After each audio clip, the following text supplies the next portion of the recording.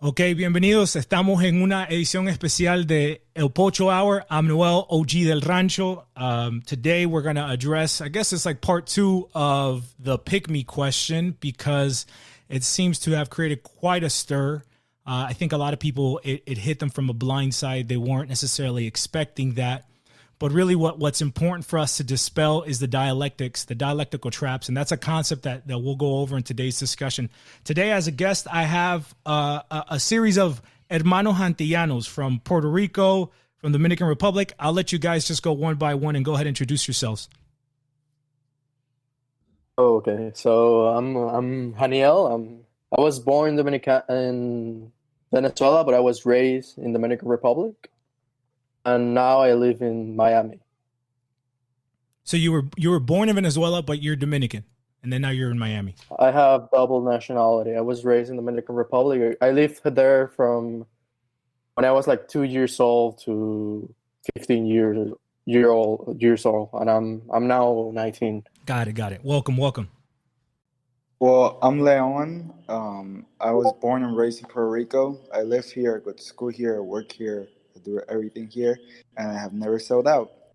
My name's Josh. My family's born in Puerto Rico, but I was raised here in the United States. Hi, my name's Will. I was born in Puerto Rico and moved to Orlando when I was 12. Orlando es territorio boricua, ¿sí o no? Más o menos. Algún día. Okay, so let's go ahead and jump in because here's kind of what's happened for the viewers. Again, it seems like the Pickme thing has ruffled some feathers. And it seems in this process of the Hispano awakening, el Momento Hispano, there's been moments to kind of get snagged into the dialectic. So first, I'd like to explain the dialectic, the Hegelian dialectic and how it works. And in the video, I'll put a little bit of an animation to kind of make sense. So it's real crucial to understand if you want to drive a society in a certain direction, you can't do it so nakedly. You can't do it by force because people put resistance. What you do is you offer a false choice, which is a false dialectic. You'll say the real goal is the synthesis. So I offer a thesis and then I offer an antithesis, which creates a synthesis, right? So now I got you in the middle. So I'll say, hey, we should all be communists. And then everybody's like, no, we should all be capitalists. Okay, well, then we'll make this kind of in-between thing in the both. So now I got you in the middle, right? Okay, so in the dialectic, thesis, antithesis, synthesis, now I got you in the middle. Then I offer you an antithesis to that synthesis, right? And so now those 2 points are going to blend in. And so now I got you more towards whatever direction I'm trying to take you to. So now there's a new synthesis. Okay, so now I offer you another antithesis. And this is how slowly over time you can go from, hey, we should let women vote to, hey, if you're a 4-year-old boy, you can identify as a girl. See, this is how these things happen. And so you have to be really careful to avoid those dialectics. Okay, so then what happened when it seems that we put out the Pickme video, again, it's ruffled some feathers. It's gotten some people a little bit sensitive. But what it's done, it's really shaken up the pot to really show the false dialectic within this kind of rising consciousness in the Hispano identity. And you have what we've exposed, the Latinxers, right? We already know the Latinxers. They're basically liberals, right? They're liberals who, in a sense, carry water for the African American, right? They, even though they might have green eyes and blonde hair and they're Puerto Rican, they're going to identify with this victim rhetoric of, oh, the Spanish were bad. They came here and they raped my ancestors. And we need to reject patriarchy and the Catholic faith. And we need to reject our Spanish heritage. And we need to identify our pre-Hispanic identity, which is a complete LARP.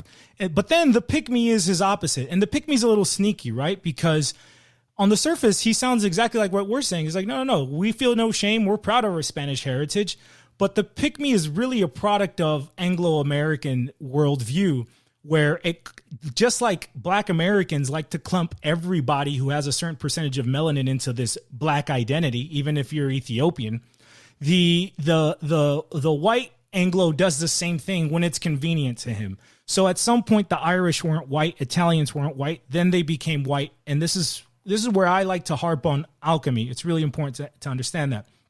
But then you kind of have this gray zones. Where is the Spanish white? Well, no, they're kind of mixed in with, they like to say we're mixed in with Arabs. Or are the Slavics white? No, they're kind of mixed in with Mongols. These are all myths that they like to push, again, when it's convenient to them. And so what's happening with the Pickme is that he's following this same voice, this same line of thinking, and he's bringing it into Latin America, a place where racial identity was never important. There were more important things. Race did exist. It wasn't a colorless society. Of course not. But even the way that the Spaniard identified race is not the way that the Anglo identifies race. The Anglo identifies race based on color. Race, raza, for an Espanol during colonial times meant ethnicity, right? It's really what it meant. But even then, it didn't invest too much in this. There was more important things like calidad, right, is a very important concept that the Spanish had that doesn't even have a translation, or at least intellectually in today's discussion.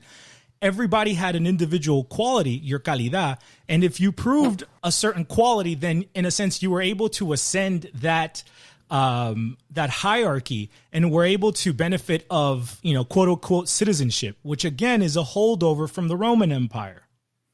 So that's crucial to understand. So again, it seems like the Pickmes have gotten real defensive. And so today, homie Andy went a little crazy on Twitter. And unfortunately, my account got suspended. And I believe it's because Pickmes were snitching on me from yesterday's discussion. But anyways, my account got suspended. And he said something like Afro-Latinos aren't or wannabe Latinos. They're not really Latino. So I want to open that up to you guys. How do you respond to that? I think the best way to make a response is not to necessarily embrace the idea of Afro-Latinidad, because Afro-Latinidad is an ideological concept. Words have meanings, and Afro-Latinidad is constructed against La Hispanidad. You always see people talking about, oh, I'm Afro-Latina, which is instead of embracing La Hispanidad, they reject it. And I think that what we need to propose is Afro-Hispanidad. Instead of saying Latino, I think it's way better to talk about Afro-Hispanidad.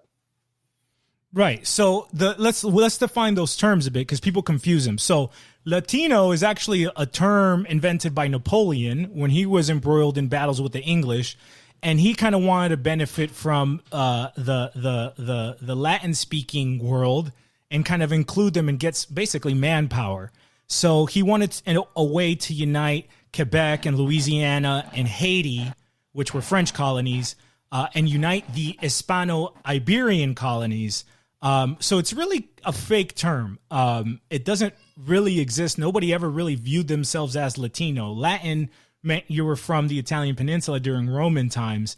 And though French and Spanish and Portuguese and Romanian languages derive from Latin, no one ever really identified as Latin. Again, they identify by their ethnos.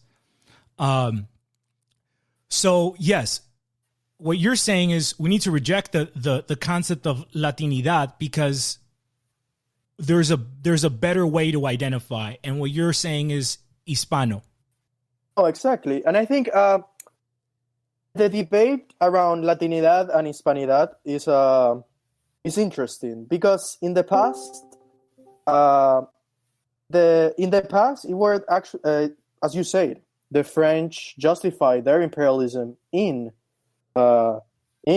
Hispanic America by using the term Latinidad. We're French, we're Latins, so we also have something involved here. But what is interesting is that Latinidad, in the original sense, it was enforced by Mexican conservatives. And this is an interesting thing. that had some. They had already. They were Hispanophiles. They liked la Hispanidad. So they wanted to construct a Latinidad against the U.S., against the Anglos. Mm-hmm. But after that, after the French left Mexico, the term Latino has been degraded into something something that is completely disconnected with Hispanidad. With the So Spanish people try heritage. to say that. So people try to say that Hispanidad is something that is Hispanidad is quotation marks colonial, while Latinidad is not. Which is completely stupid. Yeah, and it's a way to mix things up. It's like, for example, again, because these guys fall into dialectical traps constantly, when they feel a certain level of disagreement, they assume that we're also proposing the exact opposite of their position, which is not. So when someone says Afro-Latino, it doesn't really mean anything to me, right? Like, because it could be, I don't know, a Colombian from El Chocó, or it could be a Haitian, right? But when you're talking about un hispano negro, un Afro-Hispano, you're talking about Spanish America. You're talking about the regions of Latin America, excuse me, there you go, I'm falling into the trap myself. The regions of Spanish America where we have African admixture. And really, again, I try to drive that there should be no shame about that, right? God gave us everything we have for a reason, and to reject that and to feel shame about that emotionally is really a disservice to what God's giving you. At least that's how I see it. So I will say that the only truly Afro-Latino population are the Haitians. Yeah, I agree. Because of the French and the African. Right. But we Hispanics, but the Afro-Hispanics of the coast of Colombia, Peru, Venezuela are not Latin. They're Hispanic. That's and I think that's the way to solve this question. Like we don't need to reject the black side. Right. We don't need to do that. Right. Especially if that black side is intrinsically connected with Catholicism. Right. And so one of the things that's really crucial to understand is that these guys get stuck. So Hispano is an ethnic identity. It is. It's an ethnicity that's multiracial but monocultural, right? We have an Hispano culture, which is informed by the Apostolic Christian Church, Catholicism, and it's informed by our Spanish language and what, overwhelmingly, if you look at genetic studies, the most common paternal root in Spanish America is Spanish, right? It comes from Spain, which means that most of our ancestors on our male side were Spaniards at some point. That means that they were the ones producing the most children. And then our maternal side, it tends to be Native American, indigenous, right? And so that's what informs us of our identity. Now, that being said, that's an ethnic identity, but there's also a civilizational identity, which is really important to understand. And again, this is a holdover, not just from the Spanish Empire, but from the Roman Empire.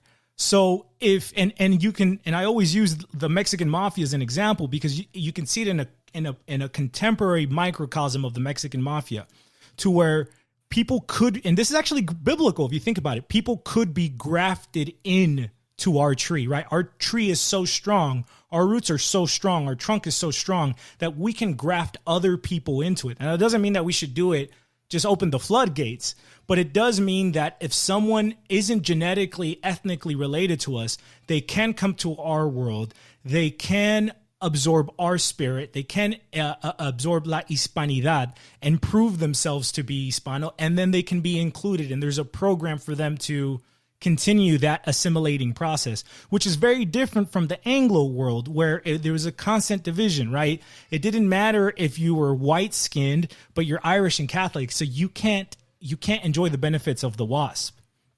Whereas in the Spanish world, it didn't matter if you were a mulatto, if you had good calidad and your town vouched for you and you gained some prominence because of a trade, you could marry up. You could marry an española, and then now all of a sudden your documents didn't say you're mulatto. Now all of a sudden your documents said you're español. And you could, in a sense, you were able to be incorporated into the system, and you were able to ascend within the system. Again, it's a holdover from the Romans. It's crucial to understand that the Romans mixed with all their conquered peoples. They didn't have any hangups about it.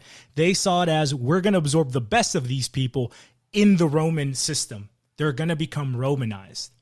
So that's crucial. No, yeah, I agree. I think one of the main differences between the Hispanic ethos and the Anglo ethos is how they treat the other. All the Spanish is with the other. They learn. They're curious about the other. Anglos are completely scared. And I think that's the genesis of our Hispanic culture, civilization, ethos, and it's that engagement with what is different, Right. And that's the idea of mestizaje in the end, right. So, and our civilization is truly a Baroque civilization. That's the way. Say that again. It's truly a what? A lot of authors have defined Spanish civilization as a Baroque Catholic civilization, and we're part Baroque. of that. Yes, I understand. Yeah, because there is a universal spirit to it. Again, this also doesn't necessarily mean that just anyone can be Hispano because they bubbled in a sheet, right? This is where these guys get into this dialectical position with us and say, "Oh, you're saying that everyone can just be Hispano." No, there's a certain ethos of process that you kind of have to go through. You have to prove you have an Hispano heart, right? The Mexican mafia will say, "Okay, we let this Korean guy join our gang because he proved himself. He put in the work. He showed he has the spirit and the bravery and the valor of a Mexican, and we're going to incorporate him. We're going to absorb him in." You could tell that there's a difference between that and as like a lot of the progressives or multiculturalists, where they, in a sense, open the floodgate, because La Hispanidad, it's mixed race no matter how you look at it, and to try to LARP as you're white, that's just being disingenuous, and that's just lying to yourself and being ashamed of yourself, of who you are. Well, like La M and like these other like Hispanic street gangs, right? They assimilate these people, right? These weren't some Koreans that were like, fresh off the boat, or that they were, speaking Korean and they didn't even speak Spanish or didn't understand the Chicano vibe. But like you could see with a lot of the Asians that kick it with Hispanic street gangs, they dress the same. They dress, in the cholo fashion. They wear those 501s just the same. And I guess it goes to show that we shouldn't be afraid of any admixture, as long as it's done in a responsible way, as opposed to just throwing everything together and melting it all down into like an organic culture. Right. And that's the key to understand, that there's a difference between being multicultural, right, which is not what we're saying, to being multiracial, monocultural. Right? So you're absorbing our culture, our ethos, our spirituality, our worldview, and then you can come in. But anybody can come in a sense. Now, some might have more work than others to be able to get through that. That's just kind of the laws of life. But the thing is, and again, this is both rooted in the Roman heritage, but also in the theology of Catholicism. And that's crucial to understand. And that's where I pinpoint where the Anglos went wrong, because of the Reformation, they misunderstood Christology. They messed up the Trinity in proper Christology. They messed up the two essence of Christ, right? Is he God? Is he man? If you ask a Protestant this, they have a very difficult time understanding or answering that question. Whereas we understand that Christ is both God and man, and there's no tension, there's no dialectical tension. It works in what you would call a mystery, capital M, but it works, and you don't have to try to split it. So in a sense, you could be Mesoamerican and you could be Spanish, and those two essences aren't in conflict with each other because there's a proper hierarchy, right? Because we place things in the right order. We place God above our flesh, then these things can operate. Whereas because of bad theology, then you get all these different hangups. And now really what a biological determinist, which is the position these guys have, is that they're flesh worshipers. They are worshiping something created. And we already know what happened to when the Ugandans got mad at Christ, because he said, there's nothing special about your DNA. My father made your DNA, and out of these rocks, he can bring up his children. You're not special. God is what's special. And that's a big difference. And you'll notice that in these guys who take the Pickme position, they're not the very most exemplary Christians out there. Something that I saw he brought up was like, I'm Spanish. He's trying to justify his white. Like, I'm white. Like, I'm Spanish, so I'm European. Thereby, I am white.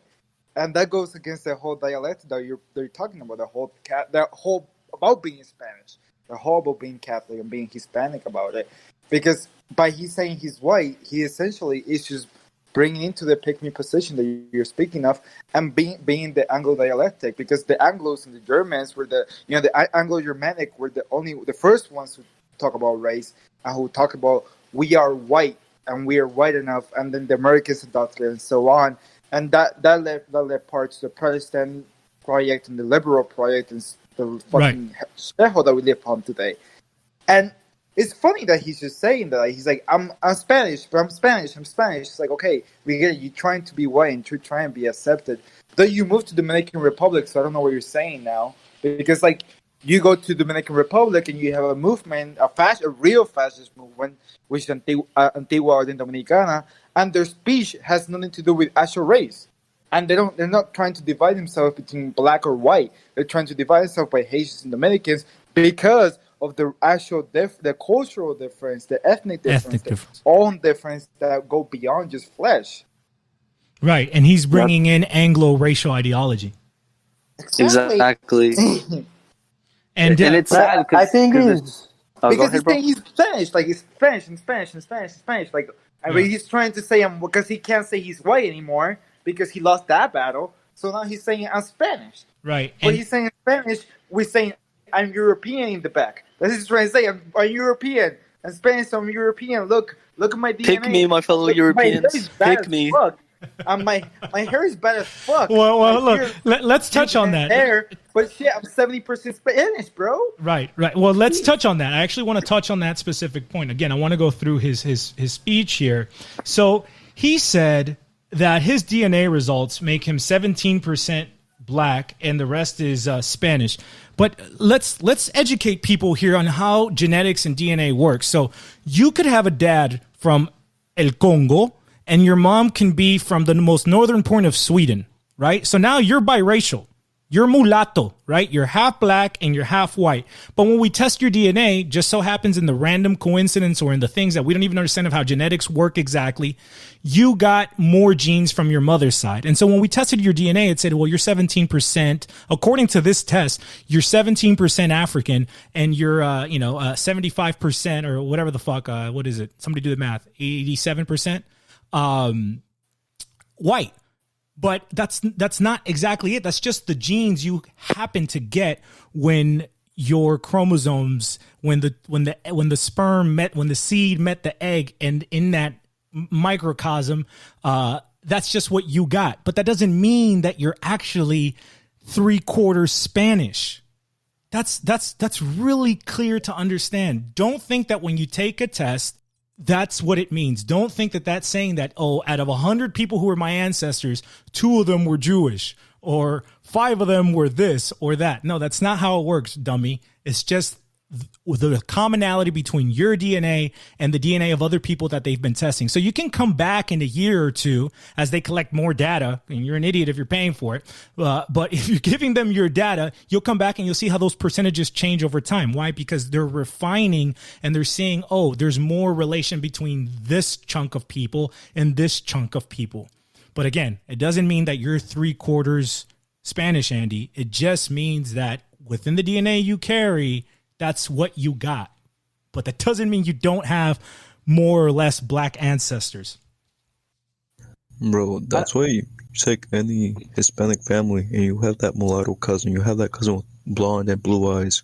You have the one that's a mix of both. He'll have the black hair and the blue eyes.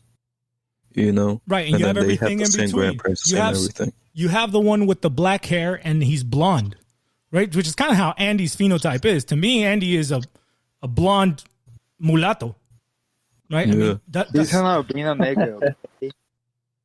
I'm sorry. I think that that white-centric ideology of some Hispanistas is superficial. In the end, who were the ones in South America and in the Caribbean who fought for the Spanish crown, and who were the ones who fought for the independence? Yeah, It was precisely the white elites had all these French and British ideals. right. They While threw away the the church. natives, especially in South America, especially in Ecuador, in Peru, in Colombia, in Venezuela, it were the natives, the ones who fought for the king of Spain, for the religion, for the Catholic religion, and the king of Spain. So, who is more Hispanic?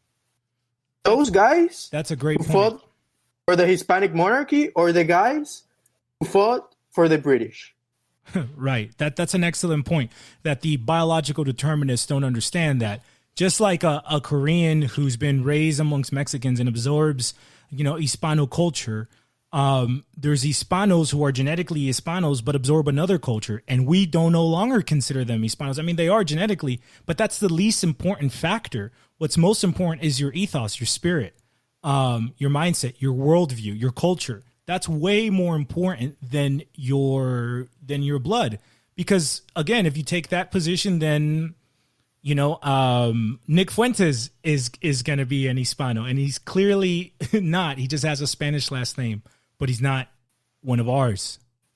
The proud Latino Protestants, right? I mean, right. I think that's an important question. I think Dominicans, in the aspect of Haiti, it's important to notice the Haitian question, but it's also important to fight the Protestantization of the Dominican Republic, and no one is talking about that. No one is talking about that. That's a great point. No one is fighting about the Protestantization of the Dominican Republic. Well, I brought it up to somebody who made a comment on the video on YouTube, and they said, well, we're fighting voodoo priorities. And but it's funny, and then someone else put a video of like what they consider Dominican culture, and it was like a Dominican reggaeton song, and they're talking about materialism, and they got hoes in the video, and I'm just like, and the beat is from Jamaica, an Anglo country, and I'm like, they're speaking Spanish, but the culture is not Hispano, and you're not worried about that. You don't see that as a threat to the Dominican identity. Bro. Exactly. The problem is that when we forget about the current connection between being Hispanic and being Catholic, we then think that being Hispanic just means to dance reggaeton or eat some food, which might be important, but it's not the fundamental aspect that unites us. Yeah, you see it a lot in the Latinxers. They're like, look, I listen to bachata, and now I'm more Hispanic. Look at me. I'm trying to get accepted by my grandma because she doesn't like me because I'm not Catholic. Right. It's a perversion. It's a caricature of what Hispanismo is. It's kind of what lesbians do when they're trying to dress like dudes. It's like, dudes isn't just the way you dress, ma. Like, there's something metaphysical about being a man that no matter what superficialities you adopt, you're never going to be a man. Right. And this is the thing. These guys, again, they're biological determinists. They're empiricists. They're Darwinists. Their philosophy of broken down into its component parts come right out of fucking England. They're just Anglos, bro. They're just spiritually Anglos. And the sad thing is that the Anglos themselves aren't going to really consider them one of their own, They'll never accept them. That's what they're Pickme. That's brilliant. The concept you guys made up. Pickme is beautiful. It's perfect. It fits right in. And that, you guys talk about the capitalism part, but I'll talk about Evola. Julius Evola, and he even divided race into it's not just ethnic, which was the conflict he had with Hitler. he was like, it's not just about what, like, you know, what your skin color is. It does have to do with your ethos. It has to do with your spirituality, and that's something that, you know, within the early fascists, they had conflicts about that, you know, in Italy, and so and he did in Germany too with Hitler. So if they want to be purists and talk about this, like they this argument has been going on for a very long time, and within their community too. That's interesting. I didn't know there was a conflict. Go ahead. I'm sorry. Go ahead. No, it's all good. And the funny thing too is that, like, I remember, like, on one of the Twitter threads, right? Like, when the whole beef was going down, like, someone commented, I think it was a Colombian or something, but he said, you know, it makes sense if this guy was Argentinian, but it's much more funnier the fact that he's, you know, a mulatto plus a Dominican. You know what I mean? Well, he's only 17% according to this test. Exactly. You know, it's just like stuff like that like really embodies like what a pick me is, because, like, yeah, cool, you're being the based brown man for these white boys, right? But at the end of the day, you know, once they're done with the blacks, they're gonna turn on you. It's just that simple, man. Like, even if they still accept you, you're just gonna be, you know, like the little fucking gardener. You know what I mean? Right. Yeah. Right. Well, I think too, like, also, go ahead. I was gonna say, like, you know, I think these people they have that mindset because, like, for him, like, he seems like somebody that spends a lot of time, like, on websites like 4chan, where he sees, like, the Goblino meme, and he's seeing the Goblino meme and the mixed race meme, and they're trying to make all these people that are mixed race to look like goblins and monsters and orcs, and so he probably feels a lot of shame because of that. You know what I'm saying? So he wants to be like white, and a lot of these other, like, Hispanics, they want to be white, and they're ashamed of being mixed because they believe this lie that they're like Lord of the Ring orcs or goblins or whatever, you know? Yeah, no, that's true. You can definitely tell. It's funny because the WigNats of today, which I actually have a ton of followers that are WigNats today, and I have constant exchanges with them, they don't even hold on to that ideology anymore. These guys are following what the WigNats were saying 5 years ago. And you always see that fucking trend amongst our people, right? El Libertador Simón Bolívar saw what the Anglos and French were doing, and so he wanted to follow that fad. Los fresitas de hoy around Latin America see what the kids in America are doing through Instagram, and they want to follow that fad. But they always look fucking ridiculous because they're always 5 years behind the fad, right? And their clothes is like, nigga, that was cool 5 years ago. Why the fuck are you wearing it right now? But to them, why are you wearing Thrasher, you know? But to them, it's the good cutting thing edge. is that at least Bolivar at least recognized during his last stage of his life that he was up. wrong. You know. I want to expand a little bit on what you were sharing, Leo, about Evola. So that's real interesting. Yeah. I don't know too much about that subject. I never really read into those books, but that's funny to see how the Med and the Germanic were having issues. And again, what you have to understand is that the mixing of races is something that the Romans excelled at. So the Spanish weren't the first ones to do this.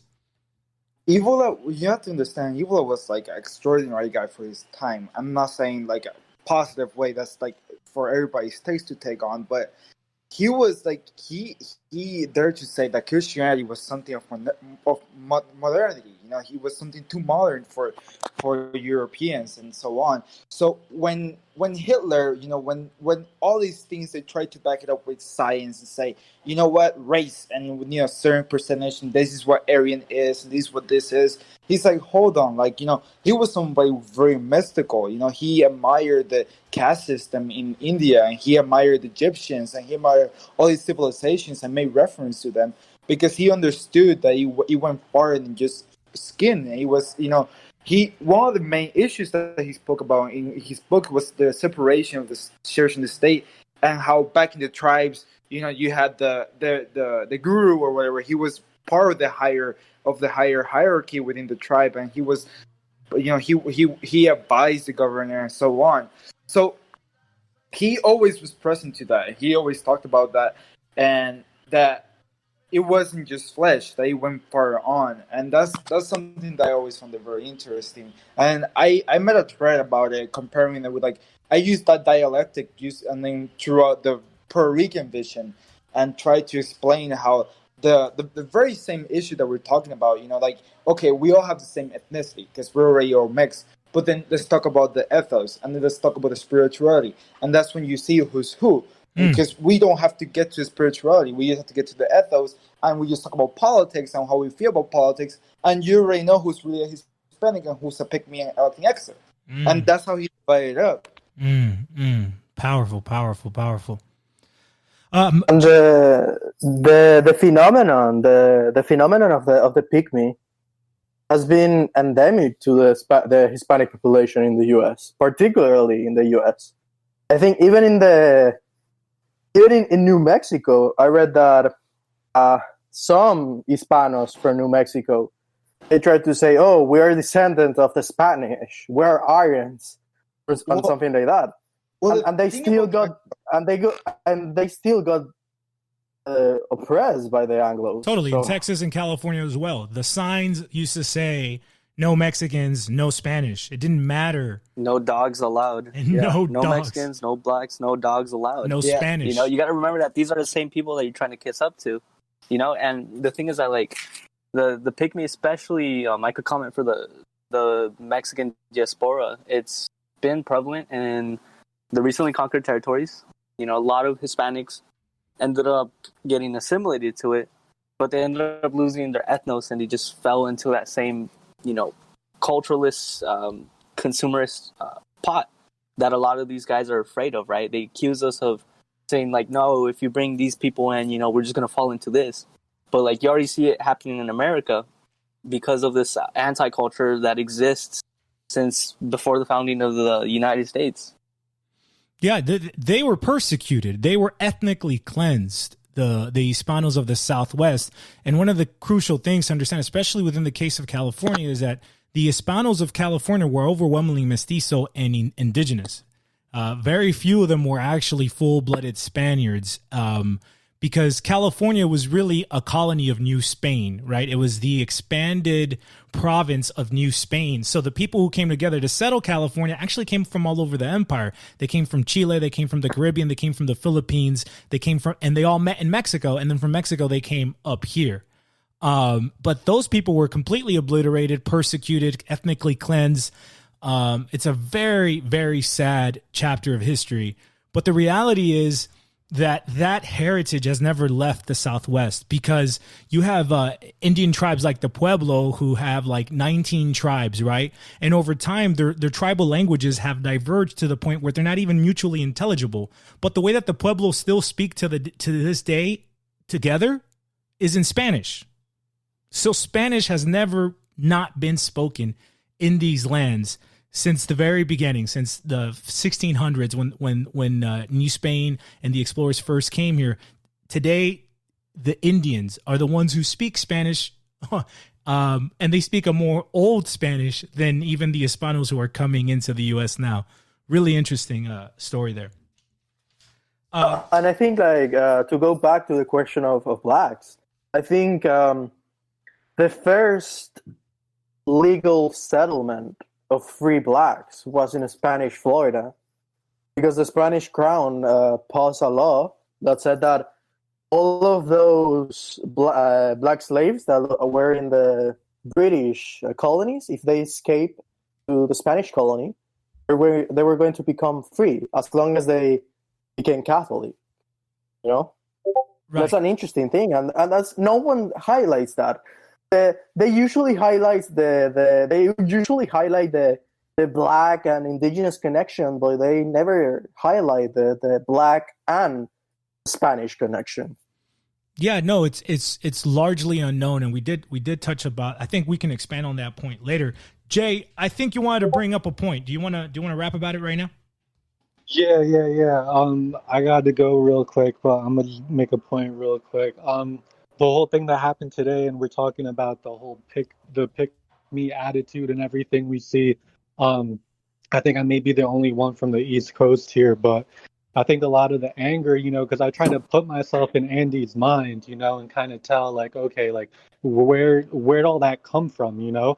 And I think, you know, where I, you know, came and I grew up, you see a lot of people fall into either two, like, category, and it's very common with the Puerto Ricans, with the Dominicans. They either want to go all out and be black. And I'm not talking about the Latinx and they want to be like Afro. Like I'm talking like black, like real like you know what I mean. Afro-American. The street, basically. The Yeah, streets. yeah. So now you can grow up like that and you see that and you kind of observe that and it's embarrassing, you know? So then on the other hand, you can fall into the, oh, I don't want to be like that, blah blah blah, and you're kind of lost at that point and you're like, okay, well, I know I'm not that, but then you start to fall into, I think what happens with Andy and a lot of other people, they think that it's either black or white. Right. You know what I'm saying? Like a lot of people are not aware that you can fall into different, like that you can embrace your culture, your tradition without having to do all that. You know what I mean? Right. You have to reject Exactly. you have to reject the dialectic, and you have to understand how fucking Masonic that is. Okay, when the black and white squares of the floorboard of a Masonic temple, I mean, it's right there. They're showing you that they're forcing people into this false dialectic. And the Hispano solution is to say, I'm not playing your game. I'm going to play my own game. Yeah, because either way you get burnt. No matter which way you go black. Like, I'm not going to lie. Like, I went black for a while. And where did I end up? It didn't end up well for me. And you could, play the white. But at the end of the day, yeah, they might give you a pat on the back and, but at the end of the day, you're not one of them. You're not really white to them. Yeah, you know what I'm saying? Like that. And I think a lot of people, they get confused on that. Yeah. We'll just be Mexicans. We'll always be Mexicans to them. Right. Yeah, exactly. It's pretty much it. Yeah. Oh, you want to say something, bro? Go ahead. No, go ahead. No, like they don't care about the whole like, I put my DNA and I got 20%. No, like you're not. Here's my papers, white man. Look, I'm official. Yeah, Exactly. Like they'll just look at that kinky hair that you got or that tan. They'll be like, nigger, shut the fuck up. Yeah, exactly, dude. And it sucks. And like these people need to know that, like, la raza. We are the third position. We have to stake our own claim. We can't be following either or, because we go the route of the hood rat, that's just going to land us in prison. That's going to land our people addicted to substances. We go the white man's route, and we're going to become second-class citizens, and we're going to have no culture, and our kids will either grow up to be gay or Muslim, It's just basically that, that thing that they have to get through their head. They have to realize that either side does not have their interest in us.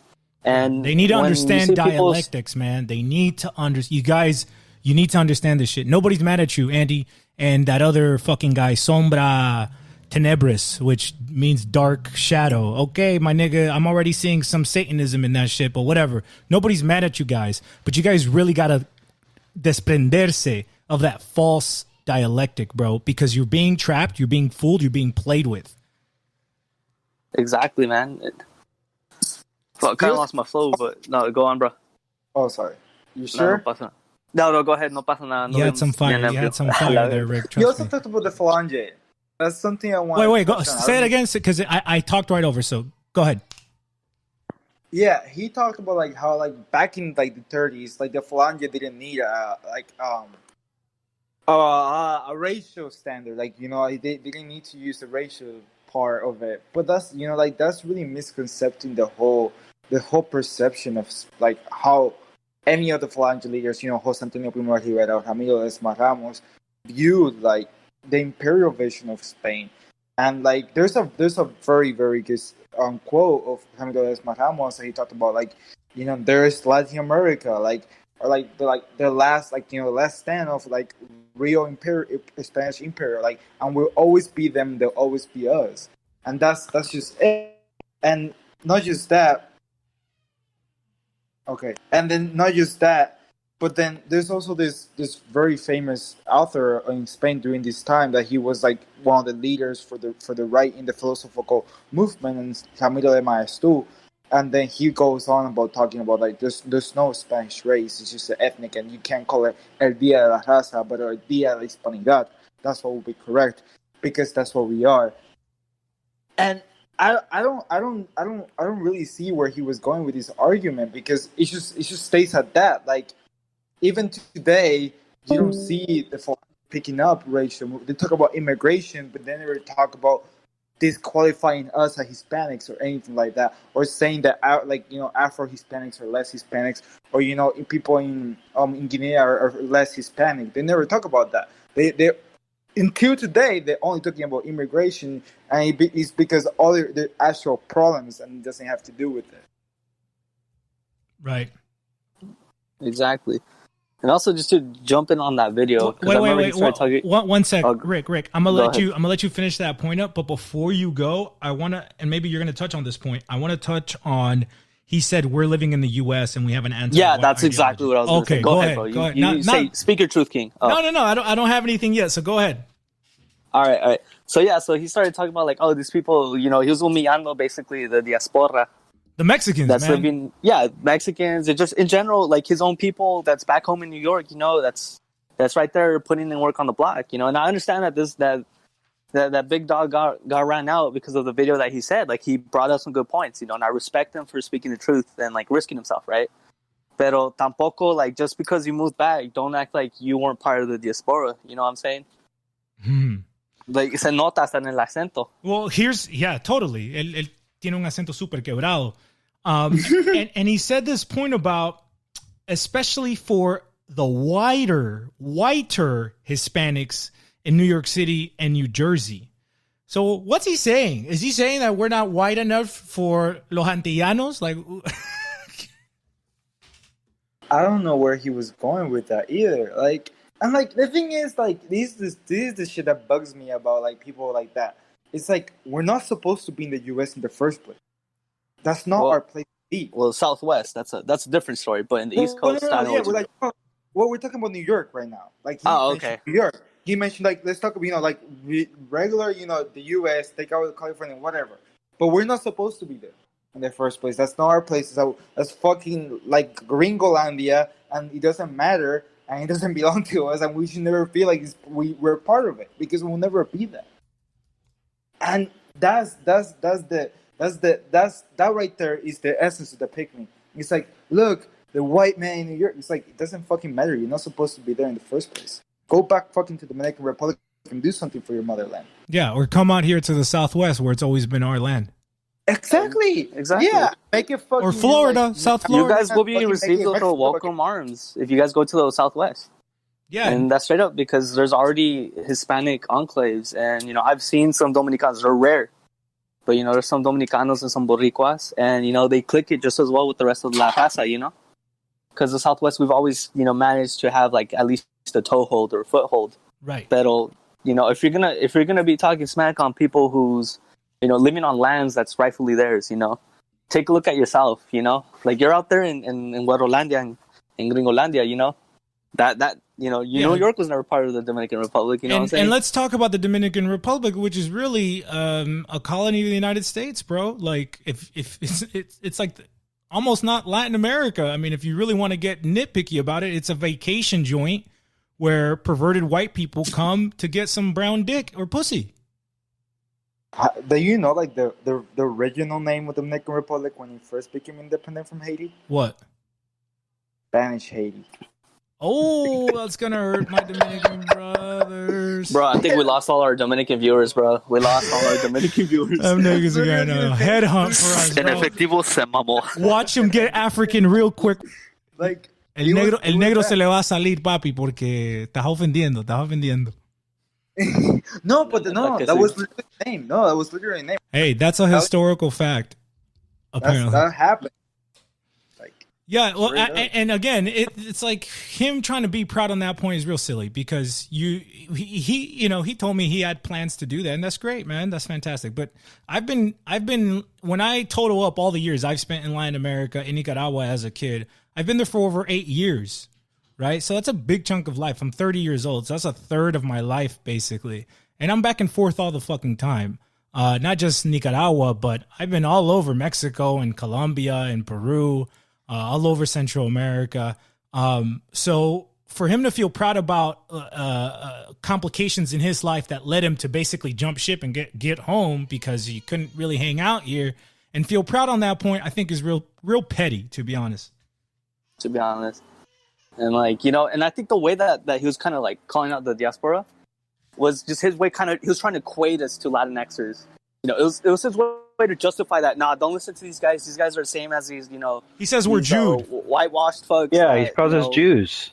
Yeah, basically, bro. But like he doesn't realize that he's playing into their hand. He's just picking the other side of the coin. You know what I'm saying? Yeah, he's trapped in the dialect. Yeah, and I could back it up, man. Like, I wasn't born here. I was born in Durango. You know what I mean? Right. And I spent half of my life over there, and I spent half of the life here. That's just how it is. But that doesn't nullify, the points that we're bringing on the thread. You know what I mean? Totally. And I have a radical point. I want to make a radical point here, and I think we should Hispanize the U.S. The U.S. has basically enforced this cultural dominance over Latin America for like 100 years already. I think we should go against that, and we should Hispanize the U.S. Even if it is fucking happening. Montana, even if it's New York, even if it's everywhere. No, we should Hispanize. You know what? I'll tell you something, because you brought up a good point. You could look at it that like the I guess like the breath, or like you could see a hint of that already happening in the way that they dress. Like, when you say cowboy to like, someone in Japan or something like that, what do you think? The American, right? But where did that vaquero style come from originally? Right, from Andalusia, and then they brought it down to Latin America. Right. And these Anglos got it from there. Hispanoamerica. Así es.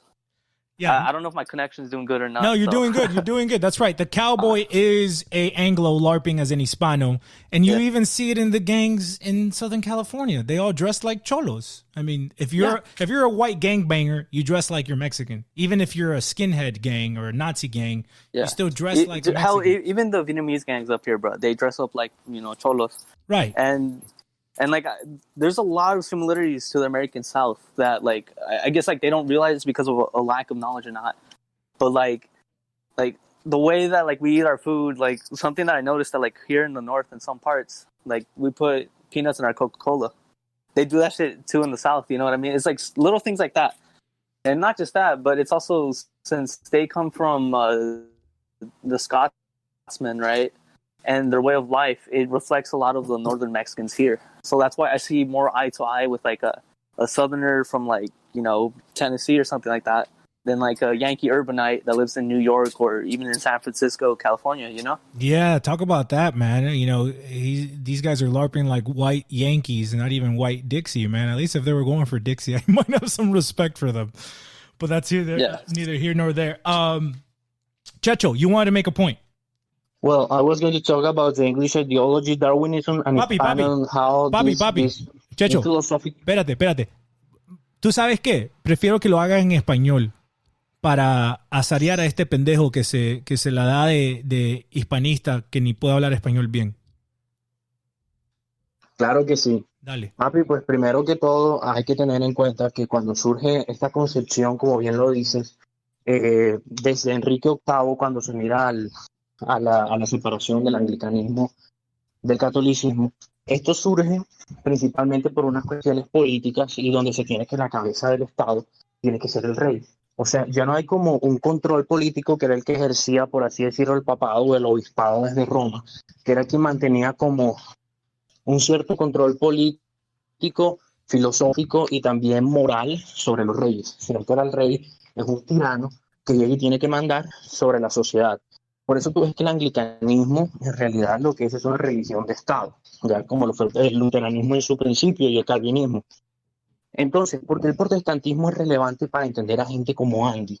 Porque el protestantismo lo que le está diciendo es básicamente, aquí la autoridad es del poder, la legitimación que tiene la autoridad es del poder. ¿Y dónde ves eso? En el Leviatán de Hobbes, de Thomas Hobbes, y en cómo John Locke analiza la historia. O sea, todos estos escritores ingleses lo que nos están diciendo es el poder se legitima por la fuerza, por la tiranía. Tú te legitimas mediante el ejercicio de las armas, de la coacción. Y esto se contrapone a la hispanidad porque la hispanidad no se está realizando de una manera individual. En la hispanidad tú miras al colectivo, tú miras a tu familia, tú miras a tu banda, tú miras hacia tu pandilla, en el caso de pandillero, tú miras a tu nación, tú miras a tu vecino. Mientras que el anglo no mira al vecino, el anglo es un completo individualista que mientras él esté bien es capaz de destruir a todo el mundo con tal de que él esté bien. O sea, es un egoísmo a ultranza, ya es como que soy yo contra el mundo. Mientras que en el hispanismo, por este enfoque católico que significa universal, que es distinto al globalismo, ¿no? Seamos honestos en eso. ¿Por qué? Porque nosotros desarrollamos cultura, desarrollamos historia, mientras que el anglosajón lo que está produciendo es una atomización, que cada ser humano sea un ser humano individual, que no esté mirando completamente a su cultura, sino como una persona más, ya. Pero esto lleva ¿a qué? A que se hagan tribus y se choquen entre ellos. Y ese es el problema que tiene Andy, que él en su individualismo que está diciendo, es que yo soy un 70%, es que yo soy un 20%. Y esto te genera, como bien mencionas, una dialéctica. ¿Por qué?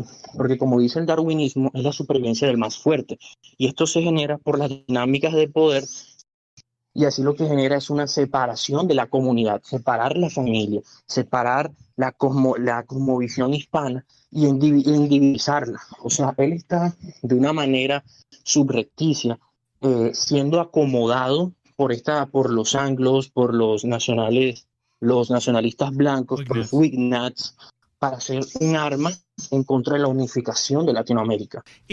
Pero había un punto que tocaste, Checho, que Aniel había dicho temprano y me gustaría expandir un poco de eso, que lo que están haciendo, expandiendo las dinámicas, microdinámicas de la República Dominicana y proyectándolo al resto de Hispanoamérica, y en ese proceso está marginando a mucha gente. Y hizo un punto, después toco en ese punto, pero dale, Aniel, habías dicho algo. Lo que pasa es que la ideología racial de República Dominicana, sobre todo la trujillista, era hispanófila. Pero no hay que, pero hay que hacer una distinción entre hispanofilia, o sea, gustar de la hispanidad, y ser hispanista. Porque uno puede ser un hispanófilo y a la vez pensar con ideas francesas, y a la vez pensar con ideas inglesas, o cualquier cosa. Y ese es el problema. El problema de Trujillo es que sí, él hablaba de España, le gustaba España, hablaba de la hispanidad, pero su defensa de la hispanidad lo hacía con ideas francesas, con ideas del positivismo, que el positivismo es una ideología francesa. Y ese es el problema. El problema es que sí, tú puedes reivindicar el pasado español, o incluso el pasado español blanco y todas esas cuestiones, pero tú no lo estás haciendo desde una ideología hispana, tú lo estás haciendo desde una ideología francesa, afrancesada, como lo fue el positivismo. Y ese es uno de los problemas con el trujillismo. Porque el trujillismo no es hispanista, el trujillismo es hispanófilo, pero afrancesado. No sé si me expliqué bien. Sí, pero explícame exactamente cómo es hispanófilo. Pues Trujillo, los ideólogos de Trujillo, sobre todo un tipo que se llamaba Batel, siempre reivindicaron el pasado español contra lo haitiano. O sea, se estableció esta dicotomía frente a lo español y lo haitiano, que es real, porque lo haitiano al final, lo que está detrás de lo haitiano no solamente es el vudú, sino lo francés, los jacobinos. Claro. Y Trujillo, ellos siempre hablaron de eso. Siempre hablaron de eso. Y el problema al final es que, sí, Trujillo reivindicaba la hispanidad, pero lo hacía con ideas francesas. Por un lente francés. Exactamente, con un lente francés, con un lente...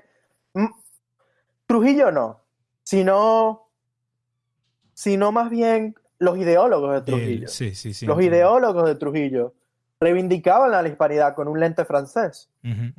Y lo que está haciendo... Y Andy al final lo que está haciendo es reivindicar la hispanidad, pero con un lente anglosajón de los WigNats. Total. De hace 5 años, déjame añadir, que es un lente anglosajón WigNat de hace 5 años. No, sí, es que nosotros los latinoamericanos siempre estamos con las modas extranjeras, ¿sabes? Desde siempre. Sí, los españoles también, todo el mundo. Sí, el español todo el mundo hispano. También sufre de eso, que en vez de ver adentro a lo que tenemos, a lo que Dios nos dio. Siempre estamos viendo hacia afuera, tratando de emular lo extranjero y adoptarlo en vez de tener nuestras propias modas, nuestra propia esencia, que fíjate, es mucho más de lo que tiene casi todo el mundo. O sea, nosotros somos la etnia tercera más grande del planeta. Y aquí estamos siguiendo modas anglosajonas o francesas que son insignificantes en realidad. No sobre eso la historia, quizás han sido relevantes sobre los últimos 200 años, pero la gran historia de la civilización humana son insignificantes. Ni un día han sido en ese gran tiempo. Otro punto, another point that Andy brought up, he did say that that we're Jude. He also said that that we're in the U.S., but we have an anti-white ideology, and it's real revealing because what he's defining white as and what he's defining Jew as. You see, again, they're breaking it down into biological determinism. When the Spanish monarchs Fernando and Isabel took over Iberia, they gave the Jews a choice. They said, you either convert, and a lot of them kind of lied about it, yeah, and that's what the Inquisition was about, and the Inquisition did a great job, or you get the fuck out. And most of them got the fuck out. And most of them went over to the Ottoman Empire. Later up, they showed up in Amsterdam, which was a part of Spain that was rebelling against Spain. And then they showed up in London, which is really what financed the British Empire. So I want to define Jew. And the way that I define it, I really take it from E. Michael Jones, is really a theological condition. It is a position that says we reject Christ. A lot of people think that Judaism predates Christianity, but that's not true. The Old Testament religion stopped being practiced in 70 AD. And from that destruction of the temple came in there was no more priests, there was no more practices from the Old Testament, came in the rabbi. And that's Judaism today, which is really built around the Talmud, which is not the Bible, not the Old Testament, which is really a compilation, an intellectual compilation to reject Christianity. So Judaism is a reaction against Christ. And yet he says that we're Jude because we're embracing the ancient apostolic tradition of the church, revealing. Also, he says that we're anti-white. And again, what is white, right? What is white? White is a copyright of the Anglos. It belongs to them. It's their term. Let them have it. So when he's saying that we're anti-white, what he's really saying is that we're anti-Anglo.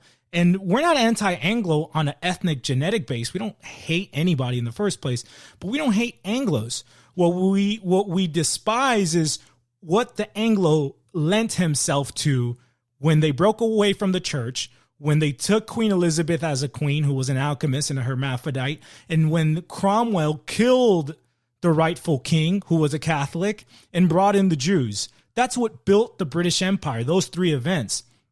And so we're not anti-Anglo, right? The Anglos are they're basically a captured people, just like the average Jew is. We understand that it's the elites who really are the ones who pull the strings, but the average Anglo has benefited and has lent themselves to that predatory system around the world. And that's where liberalism comes, right? And that's where communism comes from, and capitalism comes from, and feminism comes from, and Darwinism comes from, and Aleister Crowley and Satanism comes from. You see, all these heresies, all these things that are eating at the roots of the world, whether they're Chinese, Russian, Spanish, or even English themselves, come from England. The idea of being Jude, I think the first guy that wrote about La Leyenda Negra, I think his name was, Americo. I don't quite remember. Sorry, I don't quite remember the name. But he mentioned that the obsession with racial purity was a Jewish thing, not a Spanish thing. And I think that's important to emphasize. So who really has the Jewish quotation mark center ideology, Right. That's exactly right. And again, because these guys don't know what the fuck they're talking about. These guys are, like somebody said, they're reading 4chan or they're listening to WigNat podcasts from 5 years ago, and they're forming their worldview on this shit. They don't know what the fuck they're talking about. They don't know the Spanish history. They don't know the history of the Spanish Empire. They don't know the history of the Roman Empire. They don't know shit. They're just repeating fucking memes from 19-year-old white Zoomers in their fucking basement. And they're getting emotional about it. And when you know when a man's getting, to me, when you're angry, anger is a feminine emotion. All right, Andy, now I'm speaking directly to you. Anger is a feminine emotion. So when you react in anger and you're shaky and you're spewing all over the fucking place, you need to understand that that's a feminine spirit that's inside you. And it's rooted in resentment and anger. So whoever you have resentment and anger, whoever gave you trauma, you need to forgive them, bro. So that spirit can leave your heart because it's bogging you down. And, I heard your little indirects, dude. You said that go to his YouTube page and then you're like, oh, I mean Twitter, because clearly you were thinking about me. Then you talk about the size of your audience. And you said, whoever this other guy should stay quiet. Clearly, you were talking about me. I have no problem you being direct, bro. I have no problem against you, but I'm going to call it as I see it. And I wish you would give me the same respect to do so. Again, I empathize with your situation. I empathize with the situation of the Dominicans. I've never rejected that. But we need to figure out how to really address this, because if you guys think your little slice of the pie of the Dominican conversation, you're going to be able to really solve the problems of the Dominican Republic by yourself, by all means, go ahead. But if you think you're going to need the rest of the continent's help, then you need to come to terms. And you need to come, before you can come to terms with us, you need to come to terms with yourself, because there's clearly some deep-seated trauma that you need to forgive. You need to get rid of that anger, dude, because it's feminine as fuck. And as long as you're emotional, then you're subject to manipulation by those who hate you, by your enemies. And now I want to address the point of your audience, that most of your audience is wignats, right? Dumbass, fucking low IQ wignats who you're being their boy. You're saying the things that they don't have the balls to say, and you're proud of it. You're feeling satisfied about it. Now that's fucking pathetic, because you're a lapdog to our enemies, to our cultural, ethnic, and spiritual enemies. So again, let me see if there's any other points I want to touch on here. So, there was another thing that he said. He said that especially for the whiter Hispanics in New York City and New Jersey, otherwise, they're going to die off. Which, otherwise they're going to die off is such a interesting Freudian slip to me. Because there's three groups of people who have this paranoia of the world's trying to kill them. It's the Jews, it's the white gringos, and it's the black gringos, who I believe is really, they all have the same spirit. They all reject Christ, whether they do it intellectually or spiritually or not, but de facto, they are rejectors of Christ. And so they have this constant paranoia of the world is after them and that they're going to die off. So that's very telling to me. I don't know, Aniel, if there's any other points. I think we've gone through pretty much all the points that he's put out. I don't know if there's anything else you want to touch on, or Poncho también, Fonz, if you want to come in and say some stuff. He mentions, I mentioned the name of the guy, of the first guy who wrote about the Black Legend is Julian Juderias. I just wanted to make that. Who was that? Clear. His name is Julian Juderias. He was the first historian who wrote about the Black Legend. And he mentioned that about the Jewish and so on. And I think it's interesting because Franco was Philo-Sephardic, Yeah. He liked the Sephardic Jews. Yeah, they let them back in. And I think that's interesting because the Sephardic Jews often, when they were in Spain, they often emphasize that they're not like the other Jews that quotation that make the day side of God, right? And because they escaped Judea when that happened. So I think that's interesting, And I think like Sephardic Jews are pretty much like the Hispanic Jews. If we make this contrast between the Ashkenazi Jews, which are the most like weak and with a lot of sicknesses, and so on. And then you have like the Sephardic Jew, who's like the Hispanic one who smokes parties and so on and so on. You know. Yeah, you can see that division even amongst the Jews today. That's really funny. Yeah, I just think, it really is, to me, it's, and I've kind of been there. That's why, like, when like I see, like, Andy saying all this stuff, it's like, I kind of feel a little bit sad for him because, me, I grew up in America, and I spent a lot of my time hanging out with Anglos and blacks, and, and a lot of them, at a point, like, made me feel like, oh, man, like, I have to be one or the other, right?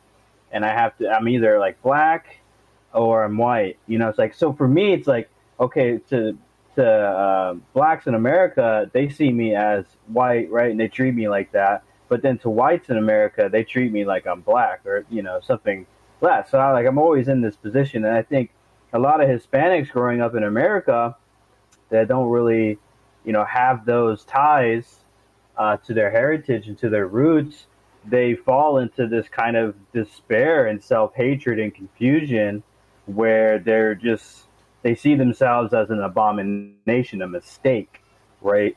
And so, like, when Andy's saying all this stuff and he wants to be white, like, I mean, everybody said it. I mean, it's nonsense, right? Like, they're never going to accept you. It's a lie, right? And you're just being, that's what they really want, honestly. Like, these Nick Fuente guys, these Zoomers, what they want is a group that's gonna attack BLM, that's gonna attack the blacks, and they want to use us against them because they're too weak. They're out there. I mean, go on these videos and you see them. They're getting smashed in the head. They're being killed. They're kissing boots. They're taking knees.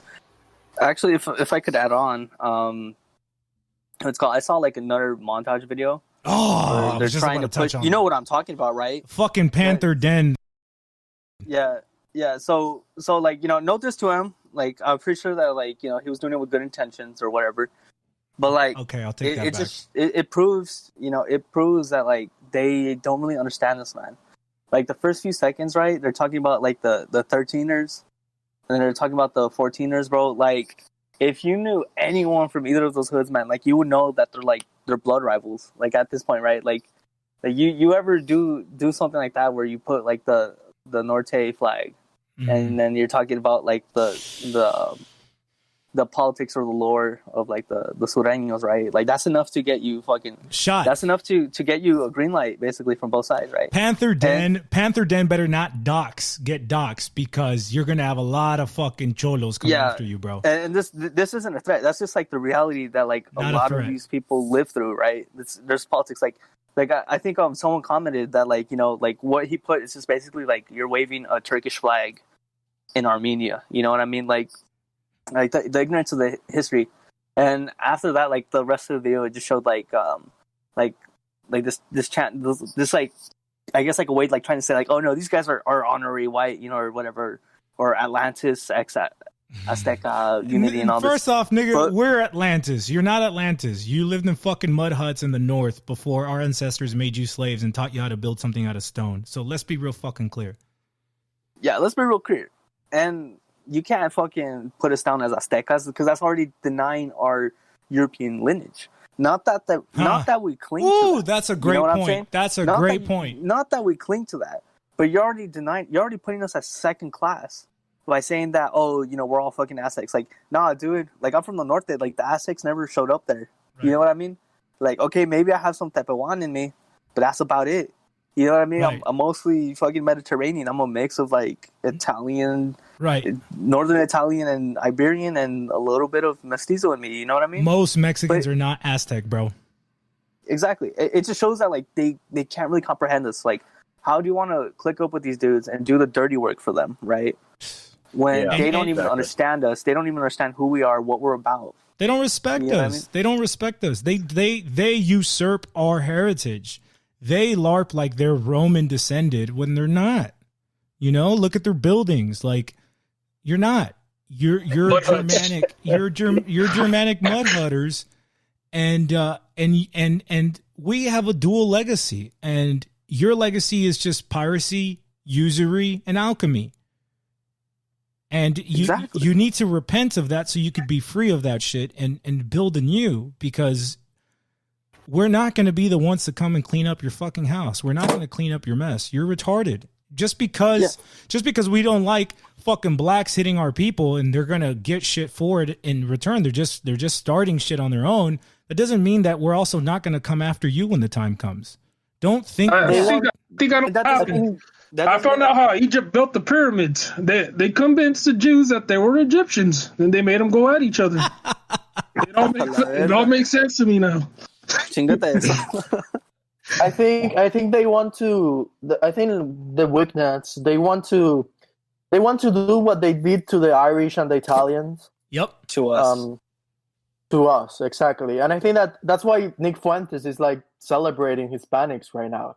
Which is interesting. They just want a Latina girlfriend, bro. Like at the last part of that video, a castiza. Enseñaban puros güeyes, güeros, and like, you know, that happens in Latin America too. But like, you know what I'm saying? Like they're trying to like kind of justify the little Latin fever that they got. Let me tell you something about Hispanoamerica.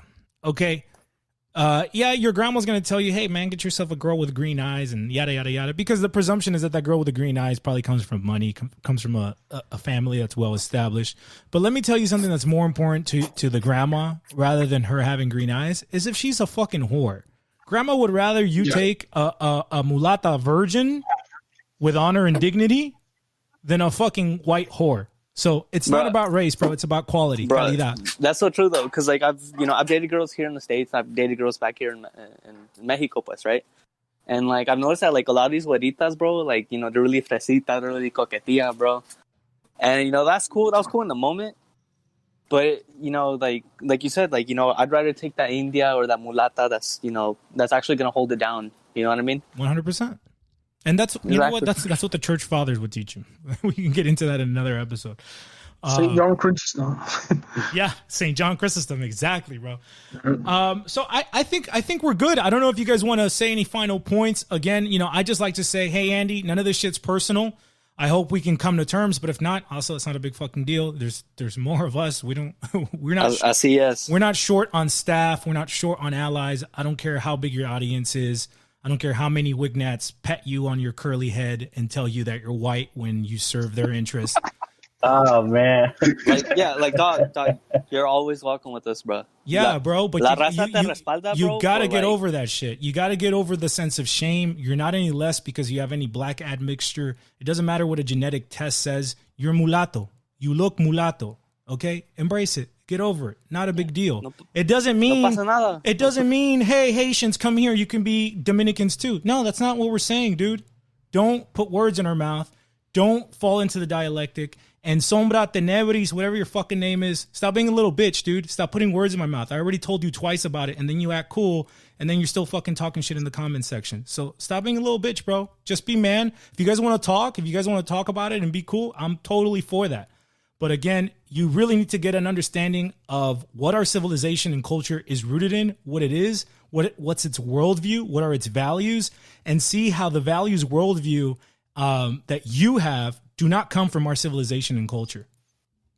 Pretty much. Hit it right there in the head with a nail. Just otra cosa antes que me voy. Sí. Puro gente del Don Cortés. You already know, because we're all continuing what he started. That's exactly right. That's exactly right. And you know, that picture I really enjoy from the Pablo Escobar novela from Colombia. And you see a whiter, you see a bunch of mestizos in the middle, and you see a little negrito off on the side. That's us. That's us, bro. That's Spanish American, and we're all sons of Cortez. We're all sons of Cortez, and we all fight together, and we all eat together. That's right. Because unlike these Anglos, who, you know, they have a lack of a fatherhood or motherhood, and that's the reason why their countries are in disorder. Like, we have that father figure. We had that father figure in the Spanish that came and conquered.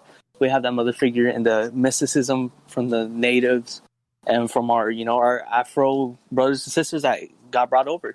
Yeah, I think that's crucial to understand, man. Again, the term Afro-Latino, okay, I can give it to you because we don't even care about it. But if you're saying that Celia Cruz, if you're saying that Johnny Ventura, if you're saying that Joe Arroyo and all these other great black Hispanos aren't Hispanos, then we're going to have a problem there, because they are of our ethnicity. And if you look at their blood, they all have R1b paternal DNA as well. So if you want to be a biological determinist, if you want to go the route of empiricism, even there, you're wrong. We are our father's seed. Before the Noel OG del Rancho sperm swam out of my dad's dick and into my mom's womb, I already existed. So my mom is important. It's the soil. But if I take a champagne grape from France and I plant it in China, it's still a champagne grape. It may have some different characteristics of the terroir, the soil of China, but it's still a champagne grape. And that's what makes us all brothers and sisters here. We are all from the same seed. We are all our father's seed. Any last points, gentlemen? I can wrap it up here. No, I think you already say it. You already said everything. Yeah, just like, don't fight these battles for other people. They gotta learn how to fight for themselves, because right now they're getting their ass kicked. I mean, they love seeing it. They love seeing Latinos fighting all blacks. They love that. We just got to not fight their battles for them. We've got to protect our own people. But truth be told, during these riots, we've shot some white kids too, bro. So in New Mexico and Portland, there were white kids getting shot at. The thing besides that is, like, the majority of, like, our response, it came because we were being attacked directly. Like, don't be acting like we out here doing the job that the white man can't. Like, we are, but we're not doing it for you guys. We're doing it because we're also attacked directly. Right. But don't mix it up. Don't think that we're going to be your pawns for the Don't fight, get it twisted. And just because Andy's being a lap boy for you, don't get it twisted. Don't make the mistake. Dominicans in the United States are a very small population. Dominicans that think like Andy are even smaller population.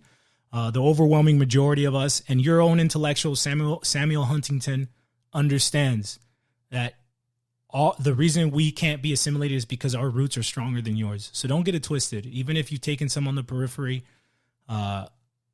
we know where we come from, and we know the proper hierarchy of things. We put God at center. We don't put ourselves at center, and God takes care of us because of that. And we don't have to be highfalutin theologians to understand that. Exactly. Nomás otra cosa para Andy, con todo respeto, bro, because I remember when you were first coming up, like, it was cool to see, raza that wasn't taking the Latinx pill, but don't flip out for the other side of the coin, homie. Like, it's just gonna end up in the same results, dog. Y pues ya sabes, como ya estamos el pedo, pero si lo quieres con sopa, güey, pues allá usted. That's it. Again, I'll just say, pura gente de Don Cortés. Así es, al 100. I'll make one more point. Yeah. I'll talk. Yeah, like you guys are saying, we're just gonna grab some popcorn and chill and watch, the two gringos, black and white, go at it. We're just gonna grab popcorn. We're attacked, then we respond. If not, we're just gonna watch the show from the sidelines. Yeah. Yes. I like to give a note to the stereotypical WigNat who thinks that we're going to join and we're going to be the shock troops for them in the great race war. We're not. Andy left. He's in the Dominican Republic. He ain't going to go shoot you. He ain't going to go fight your battles for you. Nobody is. And we don't have anything, the blacks are getting out of pocket, and we're definitely going to make an episode out of that. And, they've gotten checked in the past, and they will get checked again. But don't think that if being attacked by Colonel Boomhauer or whatever the fuck, we're not going to shoot back at him. And the reality is, if you look at what's been happening over, this race stuff that kicked off right after COVID, is that we've shot white dudes too. So don't make the mistake to think that, oh yeah, the Hispano warriors are going to come and save your ass. We're not stupid. Y con eso me despido, muchachos. Muchas gracias. Thank you, everybody, for coming in and sharing. You guys are a fountain of knowledge. And let's keep going, man. We're getting awesome feedback. The community's really embracing what we're presenting, and they're really appreciative. So, amen to you. You guys have a good night. Dale, pues, arre.